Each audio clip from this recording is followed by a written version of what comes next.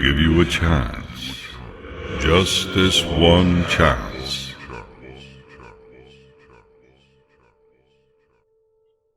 My older sister was devastated when my niece suddenly passed away. Tamara was her only child, and at 10 years old, you could hardly say that she'd had a full life. The owner of the husky that had mauled her was entirely unapologetic, but maybe he'll have some time to repent in jail.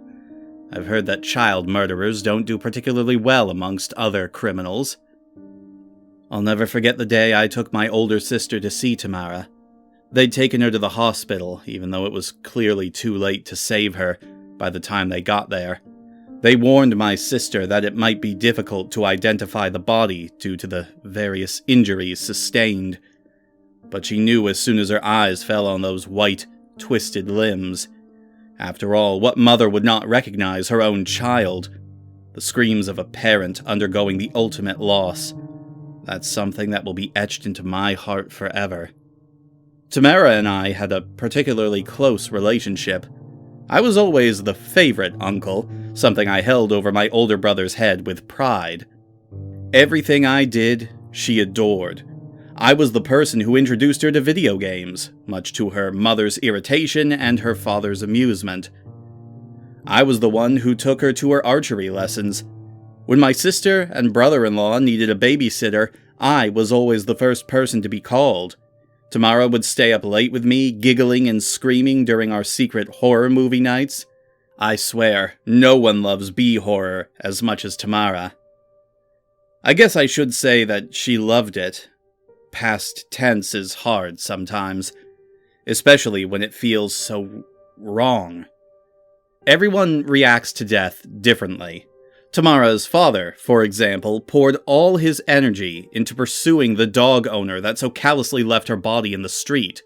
Of course, his efforts were unnecessary. The case was fairly open and shut, and the bastard was thrown in jail almost immediately. But that didn't stop my vulnerable brother-in-law from screaming his need for vengeance from the rooftops, falling into the hands of the sadistic vampires we call the media. They had an absolute field day with his grief, feeding greedily off of his tragedy. My sister, on the other hand, simply withdrew into herself.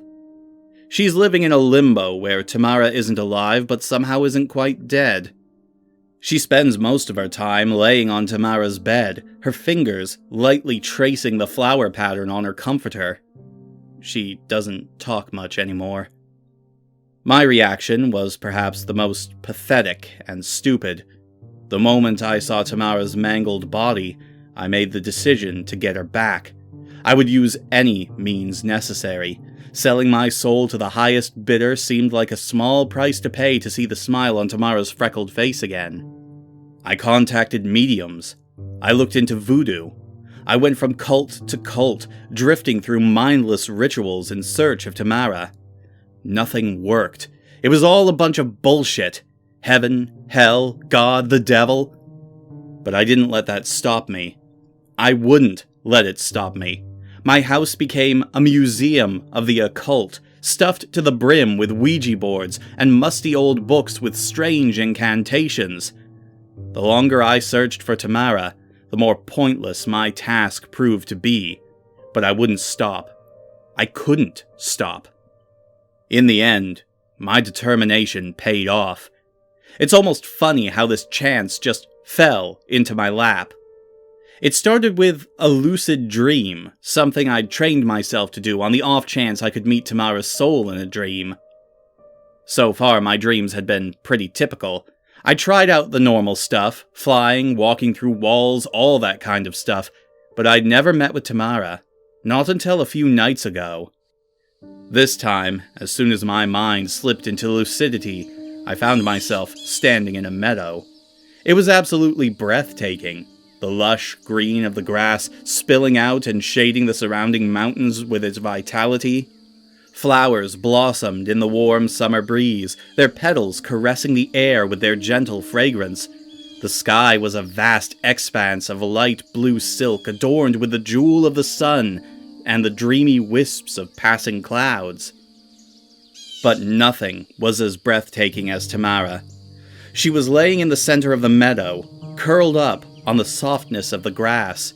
Her long brown hair fanned out behind her, adorned with the flowers poking up through its expanse. She was giggling at a butterfly perched on her finger, her clear amber eyes alight with life. She was radiant. I thought I would scream her name and run to her, but I couldn't. She looked so perfectly serene, like she belonged as a permanent installment in that grass. I stepped towards her gently, sitting next to her and stroking the curve of her cheek. "Tamara?" She looked up at me and smiled, a beautiful, dazzling smile. I almost thought she was just a dream, a sweet memory bewitching my senses, until she screamed, "Uncle Adam!" and leapt into my arms. I practically roared with joy as I crushed her to me. She was just like I'd remembered her, so happy and full of life. My heart felt at rest, as though for months I'd been traversing a desert and had finally fallen to my knees next to a pool of crystal clear water. I've been watching you. This was the first time I realized we weren't alone. At the edge of the meadow stood a tall, gaunt figure. I didn't feel frightened or threatened, but I could feel it oozing power. All at once, I felt it was the creator of this oasis, its master, and by extension mine, as I had entered into its domain. The figure glided towards me, its bare feet stepping smoothly through the grass. It was cloaked in the color of rich, brown earth. It had piercing but kind eyes, staring into me, reading the inscription of my heart. The ferocity with which you searched for your niece, I witnessed it. I was moved by it. There are few people in the world who are capable of experiencing a love as pure as yours. As a mercy to you, I'll give you a chance. Just this one chance. The road you came on is that way. It pointed to the east, where I saw a dirt road rising above me like a wave. You may take her with you. You will have to lead the way, as much of her knowledge of the human world has already been left behind. But remember, Orpheus, you can't look back. Orpheus. I knew that name. Now I knew whom I was talking to. As I stared up at the Lord of the Underworld, I felt my resolve harden. I would succeed where Orpheus had failed. I would never let Tamara go. Hades, as the Greeks knew it, continued as it drew something out from inside its cloak. I wish to give you something, the importance of which you will understand with time. With this, you will be assured that she is following you. It placed a small mirror in my hand. Perhaps I should have been more wary of its intentions, but to me it seemed gentle, open, guileless. This was not a trap. This was my one chance. My one honest chance. Just in case something happened, I kissed Tamara on the forehead.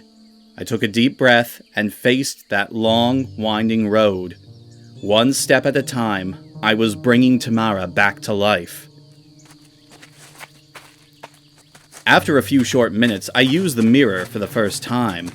Tamara was skipping along behind me, taking in the flowers and butterflies. She seemed blissful, serene. I had one sharp pang of fear. This was all going so well, but wasn't it a little too easy? I began to notice a change in Tamara when we were about 3/4 of the way down the road. She was getting nervous. I noticed she kept looking back, hesitating, but it was as if a string was attached to her, pulling along with me. Her eyes were growing wide with fear and panic. We were just about at the end of the road when she started screaming. I almost whipped my head around out of instinct, but I forced myself to keep my head forward, resolving instead to stare into the mirror. I've never felt such a horrible, sinking feeling in my life, not even when I first got that phone call about Tamara's death. She was shrieking, her long fingernails raking across her skin and pulling out large chunks of her hair. Tears of blood streaked down her face, and she shook her head violently. She wouldn't speak, but just kept screaming. Tamara? Tamara, what's wrong with you? What's happening? Suddenly, it appeared in front of me again, looking at me with those intense eyes. It looked impassive, but I could feel its sympathy radiating towards me. If you want Tamara to return with you, then you must continue and cross the threshold. What's wrong with her? It gestured at the road we had just traversed. This road is almost never open to the living, but it is always open to the dead. They may return of their own volition, anytime they choose. My head was spinning. Tamara's screams were growing even louder as she tore off bits of her skin. Human souls were never meant to inhabit the plane you call Earth. It is a place of suffering, hatred, destruction, and corruption. A return to this place you've named the Underworld. That is the return of the soul to its rightful place. I told you I would give you a chance. You have the choice to bring Tamara back. But in doing so, she will suffer insurmountable pain. The pain of being dragged back to a place that you don't belong. A place where you cannot exist in pure form. By this time, I was shaking. In the mirror, Tamara was pulling at her eyes, plunging her fingers into the sockets. I know what pain her parents, grandparents, and friends are going through. I know how much it hurts to have lost her. But this pain she was undergoing, I've never seen anything like it. I was hesitating, caught in the most difficult decision I've ever had to make. I might have stayed like this for eternity had it not opened its maw one last time. You must know, if you do this, you will be dragging her back to the gates of hell. With tears in my eyes and pain sewn into my heart, I turned around slowly and looked at Tamara in the gouges where her eyes should have been. Once I laid eyes on her, her body returned to normal. She stared at me hard, her eyes burning with hurt and confusion. Her face darkened, and she hissed at me. I hate you. The pain of that phrase remained in my heart as she turned around and ran back down the road, returning to her solace. I faced it again, tears streaming down my face. I have to leave now? It nodded. My heart was breaking as I asked, I can't stay. It shook its head. This is tomorrow's resting place, not yours. Confusion set in. So, I can't ever see her again. My world ended when it shook its head. Death is the end of all human relationships. I am sorry. The last memory I had left with my niece was hatred. Although perhaps with time she would forget. It had said so before. Soon all her human knowledge would be left behind. I took one last look at her tiny body bouncing down the road. I realized now I'd have to say goodbye to her forever. That everyone I'd ever known I'd have to part with forever. My tears wouldn't stop streaming down my face, my breath hitching in my throat. It watched quietly. Finally, I stepped back over the border.